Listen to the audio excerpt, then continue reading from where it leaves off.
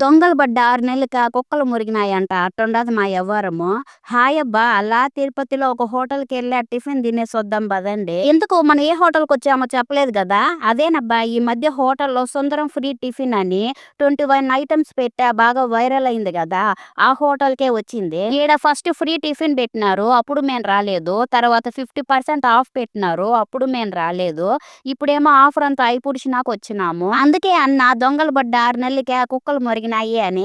యాక్చువల్‌గా 21 ఐటెమ్స్ ఇంకా కంటిన్యూ చేస్తున్నారేమో అనుకోనే వచ్చినాము. కానీ లేదంట ఇప్పుడు. అయితే ఇక్కడ ట్విస్ట్ ఏమిరా అంటే మేమింత టిఫిన్ తిన్నా గాని బిల్లు కట్టకుండానే ఫ్రీగా తినేసొచ్చాము. అదెట్లబ్బా అనుకుంటున్నారా? ఏమీ లేదబ్బా మా కిందింట్లో ఉండే బ్రదరు షెఫ్ అని తెలుసు గాని ఈ హోటల్‌లోనే వర్క్ చేస్తున్నాడని నాకసలు తెలీదు. హోటల్ లోపల పోంగానే ఎదురుపడ్డాడు. ఇంక మా కోసం అన్ని ప్లేట్‌లో యేసుకొనే పంపించారు. టిఫిన్స్ అన్ని చానా బాగుండాయి. ఇంక ఇంటికొస్తా అంటే దారిలో ఆర్ఎస్‌కెళ్ళాము. ఒక డ్రెస్ కూడా నచ్చలేదు.